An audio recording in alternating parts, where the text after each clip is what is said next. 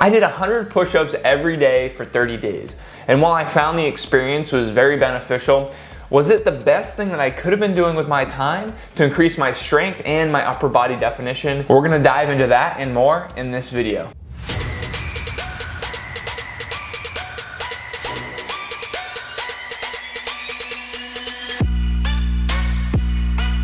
What's going on? Coach Hunter here, certified nutrition coach and strength coach. And if you're new to this channel, I help busy adults lose weight, look great, and feel great through sustainable nutrition and fat loss tips. So if you'd like to see more of those, then consider hitting that subscribe button and hit the like button down below. Because today we're talking about everything that went into me preparing for the 100 push-up a day challenge for 30 days, and also things that I would do differently if I had to do it over again, and also my recommendations to somebody who may be considering doing this challenge for themselves. So just like you, if you're looking to do this challenge, I also watched videos on YouTube of people who had already completed the challenge to see how were they doing it, and did I want to do the same thing that they were doing or mix it up a little bit different. And a few of the people who I had looked at were one, Gunther the Great. And Gunther the Great had a great video documenting the entire process, and he saw significant results over the 30 days. And what I noticed with his video is that he actually already had a previous fitness background. It was pretty noticeable that he was already relatively strong, and his body type after watching the 30-day progress tends to add muscle a little bit more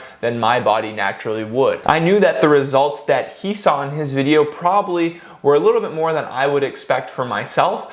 So then I decided to navigate to another video. And in my search, I found a YouTuber called James Stewart White. And James Stewart White came from a different background than Gunther. He had never really had a huge fitness background before. His body type was actually more of like a hard gainer type. He was very thin, not a lot of muscle mass. And therefore, I knew that his experience might be a little bit different. The only difference with James was that he didn't just do the push-ups for 30 days, he did it for an entire year. And I would say after seeing his progress that Gunther actually saw more muscle mass gain in his 30 days than James did in the entire year. And I found that the difference between the two was, again, one, body type is a huge piece of this. Two, Gunther the Great had done weight training and strength training in the past, so it's going to be a little bit easier for him to get that muscle mass that he had previously built, whereas James really didn't have that reserve or didn't have that previous background, so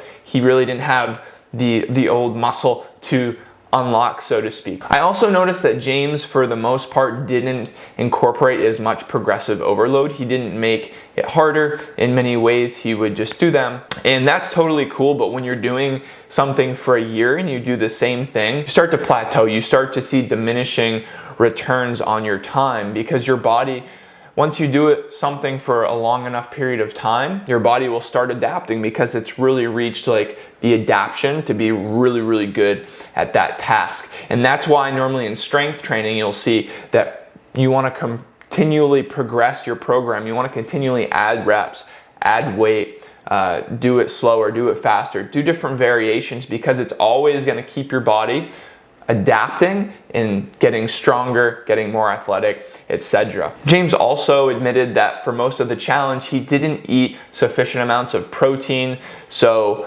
that could have also affected his results. But with that being said, Gunther the Great didn't really mention too much about his nutrition, at least not from what I remember when watching the video. So I knew going into this challenge that I wanted to do a few things. I wanted to make sure that I got sufficient protein.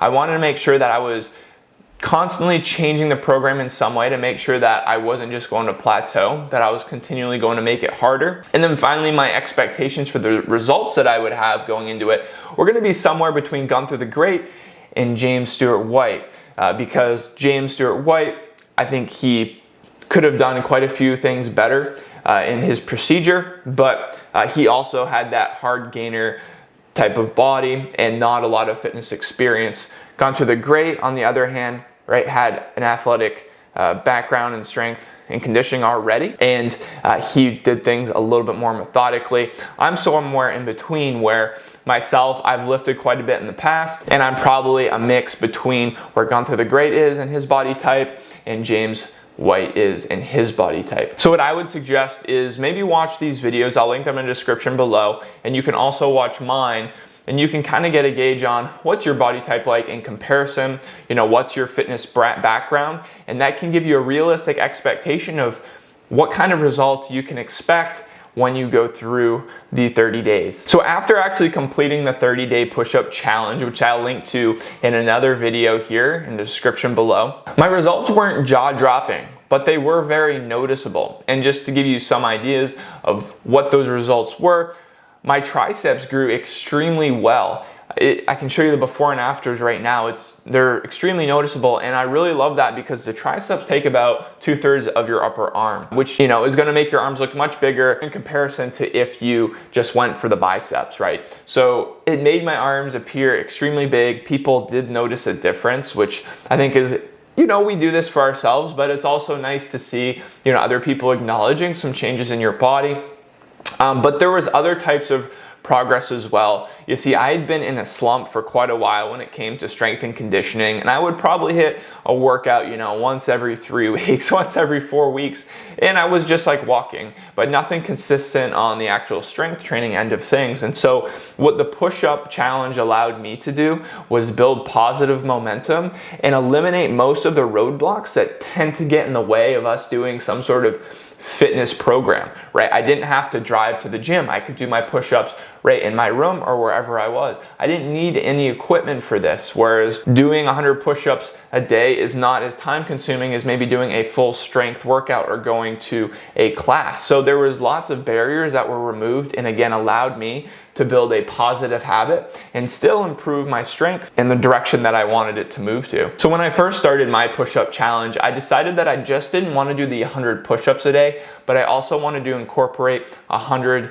bent over rows with dumbbells as well, because I didn't want to create an imbalance in my shoulders.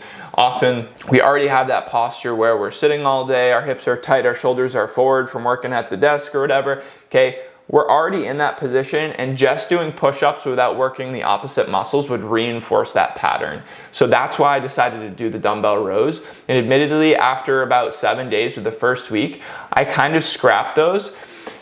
And the reason is a few different reasons. One is I probably just wasn't as persistent enough as I should have been. I probably should have stuck with them. But my arms were starting to get so fatigued that the dumbbell rows were just like burning me out. And I was getting to the point where I was doing worse and worse every single day. I was not able to recover from the workout that I was doing. So that is one factor. The other factor is part of the benefit of doing the push-up challenge is accessibility. And there were many times I wasn't doing my push-ups at my house or in my room. One time we went for a hike with friends and I did my push-ups on top of a mountain. Another time I did my push-ups at a family cookout. Like, I was doing push-ups everywhere and I didn't always have those. So it wasn't as accessible as it would be if I just had to do the push-ups. Another part that I started out doing was I was timing how quick it took me to get through all of the reps, both 100 dumbbell rows and 100 push-ups. And while this seemed good, all well and good, it was again another factor that really beat me up, that really fatigued my body, and I wasn't able to recover and actually do better for multiple days after. Maybe if I kept going I would have seen it, but I kind of deemed it for me unsustainable, and therefore I stopped timing my workout so I could just get the push-ups done. But with that being said, I did want to make sure that I was still progressing in some other way. And so what I did was I said, I'm just going to shoot to get my 100 push-ups in as little sets as possible. So again, I began and it was maybe taking me 5 or 6 or 7 sets of push-ups to get my 100. And by the end, I was able to get it in, I believe, 2 sets. I need to go back and look at my notes, but yeah, I got 100 push-ups in 2 sets, which was really painful, but that was a huge improvement from the 5 or 6 reps that I began. The other thing that I would go back and change now is I would want to keep some sort of upper back movement to replace those dumbbell rows. Again, the main issue with that was they were fatiguing me quite a bit, but also they weren't as accessible, so I would probably replace that with a band, grabbing a band and doing 100 band pull-aparts, because I could bring the band wherever I wanted with me, and it wouldn't have been quite as fatiguing, or at least I don't believe, to make it less sustainable. I wouldn't be able to recover. Like, I think those factors would have been fine. So given the amount of time I was putting into the program, I'd say about 20 minutes a day, was there anything I could have been doing better or doing differently that would have gotten me better results than I did? And I think yes and no. Again, because it was 100 push-ups a day and it doesn't require equipment, it's very accessible and I was able to be very consistent with it. That being said, I probably could have got better results if I had done 3 to 4 sets of doing, dumbbell or a barbell bench press, and then instead of going for 100 reps a day, I would just shoot to get more reps or more sets and a little bit more weight than the day before. I would never want to do the higher intensity strength training, like 8 to 12 reps every single day. That would not work. You'd really struggle to recover from that, or at least I believe you would. So I would say in doing that 2 to 3 times a week would be more effective. So in reality, you could probably get better results in less time if you did that. But again, it's not as accessible if you don't have the right equipment, and I kind of like the idea of building a daily habit. So it's completely preference. Also, doing 100 push-ups a day is going to be more of a muscular endurance activity. We're doing the bench press every day for 3 to 4 sets, probably in the 8 to 12 rep range, and just trying to do a little bit more every time. That's going to work a little bit more hypertrophy, so you probably could get bigger arms in that sense, and it's also going to work on strength quite a bit more, so you'd also get stronger. So I do think the results would be much better in that case in the same amount of time, and actually in a less amount of time, because you'd be doing it 3 days. So 100 push-ups a day, I guess, is not the most optimal plan in time or in results, in my opinion, if you want to increase definition and strength in your upper body. So now the question is, should you do 100 push-ups a day? And again, I think it's completely up to you. I've already laid out an option. I'll write it more in the description on what I would do differently, if you wanted to maximize your results. But I think it's a great challenge. And there was a lot of other intangibles that came out of this. Because I did do this publicly, I actually live streamed every single workout that I did on Facebook Live.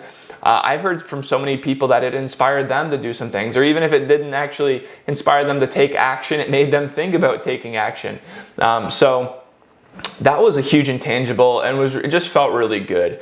But on top of that, the results for me were totally worth it. I mean, 20 minutes a day, and you saw the difference in my triceps. It also, even more important than the physical changes though, were the mental changes. Doing a habit every single day for 30 days was extremely powerful, and actually I was able to build on top of that with some new habits at the end of the 30 days.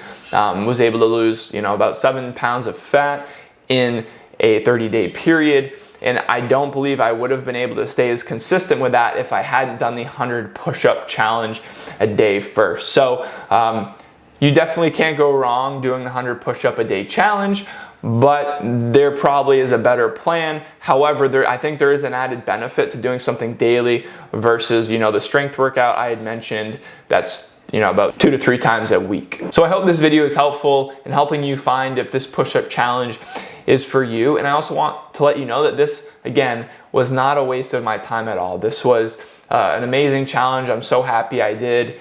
And I would do it again in a heartbeat. Anyways, thank you for watching. If you did find value in this video, please consider hitting that subscribe button, and also check out this other video right here. It's gonna really help you with your upper body strength, and it will also help feed my 2 tuxedo cats. Look, they get angry when they're hungry, and you're not gonna like them when they're hangry.